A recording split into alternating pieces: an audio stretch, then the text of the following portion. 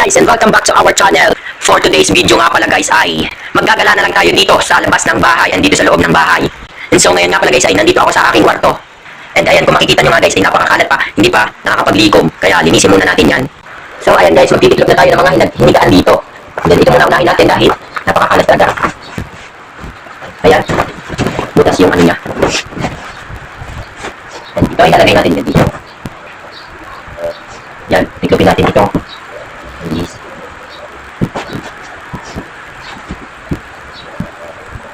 So medyo tinakamad ako kaya mamaya natin yan ayusin pagtapos na tayo maggala dito sa loob ng bahay pati sa labas. Let's go!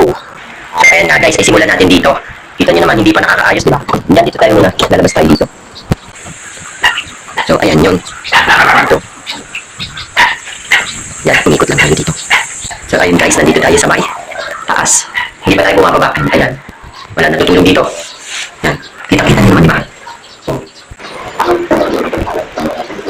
Ayan na guys. So, nandito na tayo sa kusina. Ayan. So, ayan lang. Ayun lang yung gagawin natin dito. Then, ito yung CR namin nasa labas. Dito na tayo. Magpapaikot-ikot lang tayo dito sa labas. Ayan. Kitang-kita nyo naman guys. Lumalabas na ako. Then, ito.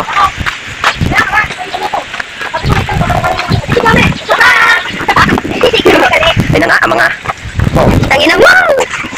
Nangangain na sila ng mangga. Dahil sila ay nagtutumbang preso. Ayan o, naglalaro sila. Ay, dito sila kasali. So hi guys, dito naman ay papasok na ulit tayo sa bahay. Hindi ko na kayo malilibot sa buong lugar. Anong lugar? Ayan, ayun lang yung mga kaganapan dito. Yung nanay ko ay naglalaro doon sa bomba. Ayan, dito tayo pumasok sa kusina. Napakadami ko kasi. Yan. So, ayan guys. Nasa taas na ulit tayo. Yan. Meron dito, 4 na kwarto. May 2 hindi nagagamit na kwarto. Kung gusto nyo, matulog kayo dito. Joke. And ayan. Dito naman yung bodega.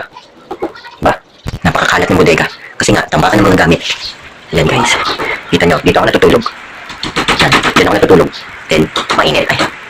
Ayan nga. Ay na yun, basta ayan yun. Ayan. Napakakalat. Diba? Napakakalat.